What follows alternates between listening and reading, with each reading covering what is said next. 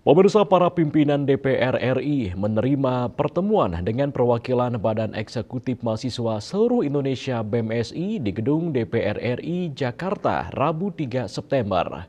Dalam pertemuan itu, para mahasiswa menyampaikan aspirasinya terkait peristiwa yang terjadi sepekan terakhir dan para pimpinan DPR RI menanggapi aspirasi tersebut.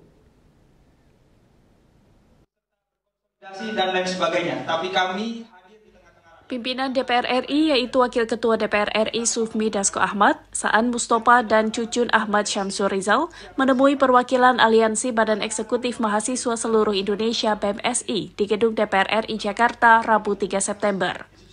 Para perwakilan BEMSI tersebut menyampaikan sejumlah tuntutan langsung di hadapan para pimpinan DPR RI. Mereka meminta pemerintah segera membentuk tim investigasi, mengusut kerusuhan yang terjadi sepekan terakhir, tunjangan anggota DPR, dugaan makar, hingga RUU perampasan aset, penghentian tindakan kekerasan oleh aparat, hingga tuntutan 17+8 yang viral di media sosial.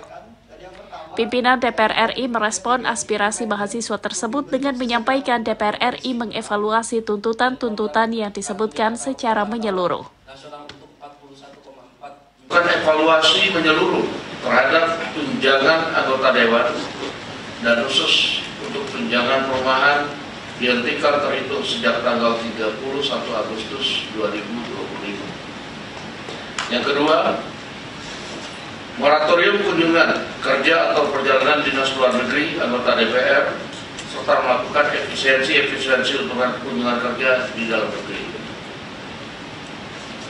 Reformasi DPR akan dipimpin langsung oleh Ketua DPR Ibu Puan Maharani untuk menjadi DPR yang lebih baik dan transparan.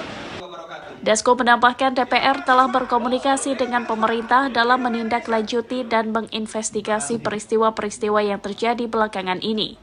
Adapun organisasi yang hadir dalam pertemuan ini adalah BEM Universitas Indonesia, BEM Universitas Trisakti, Gerakan Mahasiswa Nasional Indonesia (GMNI), hingga Himpunan Mahasiswa Islam (HMI).